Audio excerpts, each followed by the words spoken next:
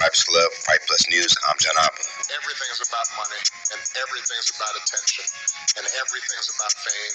Continuing our coverage on Michelle Obama being called a man during this weekend's UFC event, Freedom 250 at the White House, we now appear to have gotten Barack Obama's response to his wife being disrespected. As reported, the UFC and Donald Trump will host a night of UFC fights to celebrate the upcoming 250-year anniversary of the United States' independence.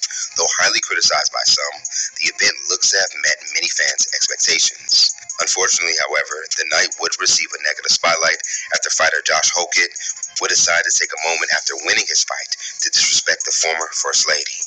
And lastly, Michelle Obama is a man. Am I right, America? Since then, many on all sides of politics have spoken out against Hockett, who is not a comedian's comments made that night. The UFC's own Dana White would even publicly call it nonsense. Are you curious as to why this man used his shining moment at Trump's White House to scream on national television that Michelle Obama is a man?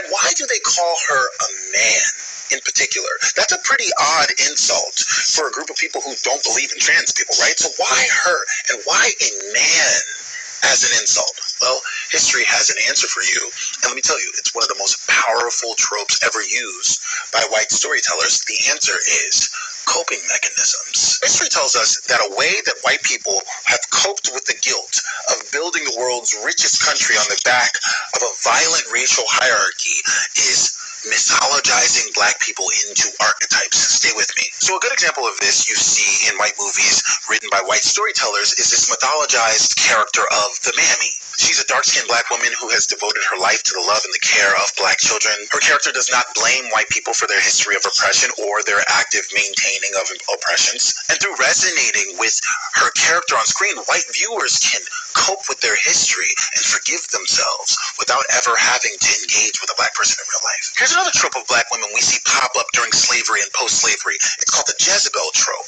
It depicts black women as hypersexual and incapable of being sexually satisfied and temptress. This allowed slave owners to cope with decades of rape, right? It wasn't that they were attracted to these black women, it's that these black women wanted it and they tempted them. I actually saw Vice President Harris get a lot of that Jezebel trope thrown on her from MAGA as she was running for president. But the most powerful coping mechanism, in my opinion, is the hyper-masculinization of black boys and black women. To cope with the abhorrent torture they were putting black women through during slavery. Mind you, this is during a time period where it was believed women shouldn't lift a finger, ever.